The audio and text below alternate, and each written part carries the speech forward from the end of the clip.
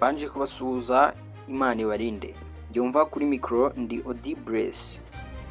Uyu munsi ibintu byadogereye cyane kubera intambara iri hagati ya Iran ndetse na Amerika. Ibintu bikomeje kuba birebire, bamwe bakavuga ko bitazarangira.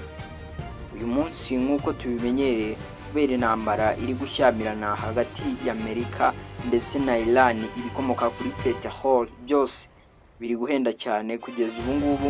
Mu buryo bwo guhangana n'iki kibazo, ibihugu byinshi harimo n'u Rwanda byamaze gushyira mu mihanda amamoto ya spiro akoresha umuriro ndetse n'amamodoka y'amahybrid akoresha nayo umuriro, nyuma y'uko leta yakomeje kwihanganisha abaturage, bashishikariza gukora ingendo ziri ngombwa, kandi ikanashishikariza bamwe mu baturanyi bafite amamodoka mu gihe bafite ingendo rusange ko bashobora gukoresha imodoka imwe y'umwe uyu munsi, ejo bagakoresha iy'undi kugira ngo bakomeze guhangana n'iki kibazo cyugarije isi yose.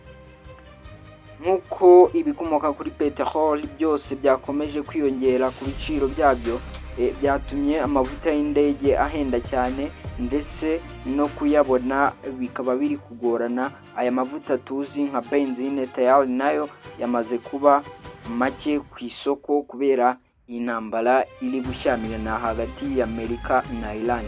Ibi bikaba biri gutuma twibaza cyane, ese ingendo zo mu ndege zirahagarara cyangwa se amakampani ashinzwe gutwara abantu mu ndege arafunga imiryango?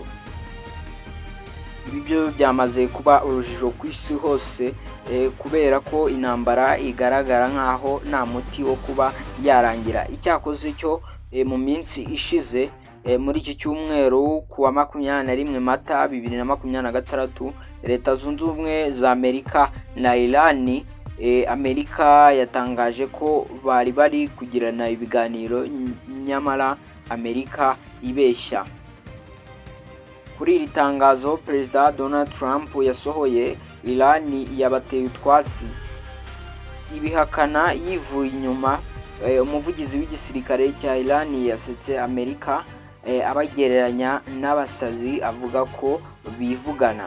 Gusa uyu muvugizi w'igisirikare cya Iran we yasoje avuga ko ntacyo abijeje ku bijyanye n'ibiganiro by'amahoro. Ibi rero byakomeje gutera ubwoba isi yose.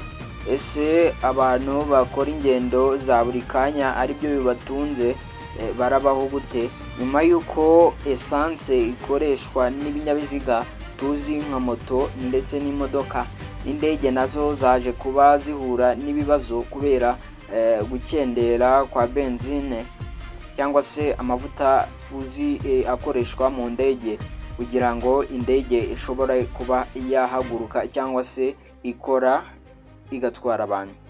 Hakaba hari amakampani y'indege ashinzwe gutwara abantu yatangaje ko atari kubasha guhangana n'ibi bibazo, ngo nihatagira igikorwa ngo mudutabare turafunga imiryango.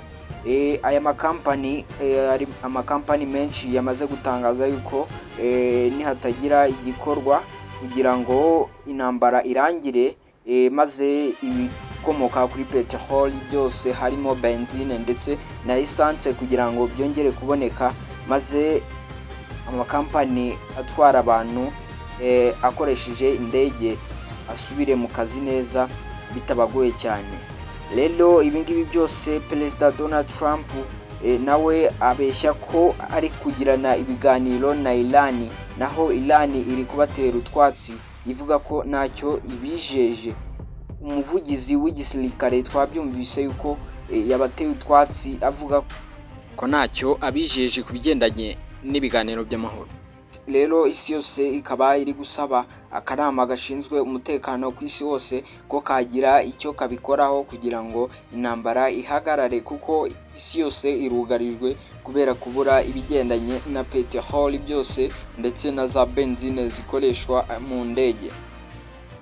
Ndabashimiye mwebwe twabanye muri iyi video, mbibutsa gukanda subscribe, like, share ndetse na comment kugira ngo dukomeze kubana umunsi ku munsi. ndabashimiye, Imana ibarinde.